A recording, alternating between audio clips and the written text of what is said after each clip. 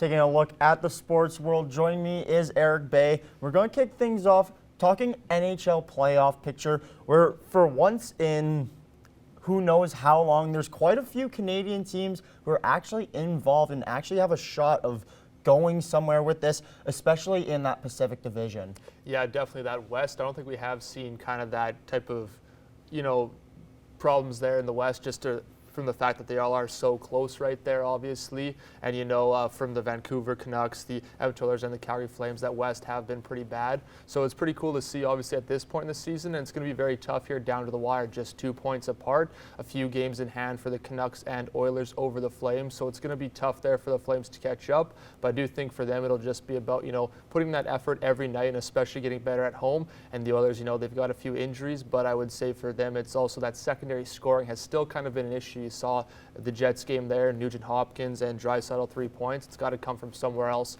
other than those big guys. Now, you mentioned the Calgary Flames there, and they 15 games left in the season, only 4 on the road. For most teams, that sounds great, but like you mentioned, they need to get better at home. What are a couple keys? And I guess, if you can pick 1 or 2 things out that they really need to fix on home ice. Defense. Their defense still has been pretty spotty here recently as well. A guy like Hanifin has to step up, especially at this point in the season. And again, too, that offense has been kind of spotty, as you mentioned there as well.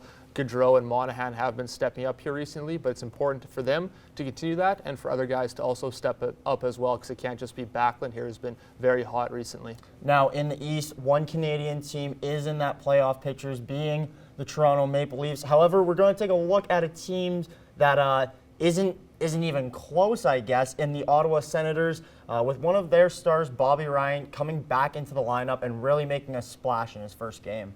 Yeah, definitely a bright spot here in this season especially. Obviously not much going well for those Ottawa Senators, but a guy like Bobby Ryan to come back, obviously going through that substance abuse program, had some issues growing up too as well, kind of a tough growing up there. So it's great to see that, the hat trick and the fight in his game back. So hopefully he can continue that momentum and he'll do well from here on out. Now, Eric, when one of your leaders on your team comes back after missing a significant amount of time and really just jumps in, I guess, especially with the fight showing that he's here for the team, how does that make another teammate feel? And I guess that team chemistry and bonding from that. Well, I definitely think it's an emotional boost, especially when you are getting down to the last little bit of the season. It's been a long year for the Senators, you could say, just them and the Detroit Red Wings in the basement. So obviously it's great to see that from a perspective of just a teammate seeing that for another teammate. And also, again, that emotional boost here as we go down the stretch and head into the offseason for the Senators. And then I guess for the Sens, just adding that touch of scoring also gives them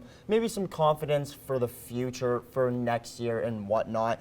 We're going to talk about more people who have been out from time to time, but this time from injuries, especially with the Edmonton Oilers. We kind of touched on this a little bit earlier, but Mike Green is the newest to add to that list, and I mean, it seems like those problems just keep going on and on for the Oilers. Yeah, sprained MCL there for Mike Green, out 3 to 4 weeks, and it's always tough when that deadline acquisition goes down in the first couple games, so that is hard. I mean, obviously it's still kind of a bit of an adjustment, so you didn't know what you were going to get from him as he did come into the team here with the Oilers, but I mean, obviously that is tough to see. He won't be back until probably around playoff time, so obviously tough, but somehow you got to weather it. Obviously, he's just that kind of addition too, so he wasn't in the lineup before. They do get Chris Russell back, so maybe it's kind of evens out hopefully for them. Now, Mike Green, he's an older guy as well, so it's not like, he's a young buck in his mid-20s that can really just jump back in. How many games do you think this will take for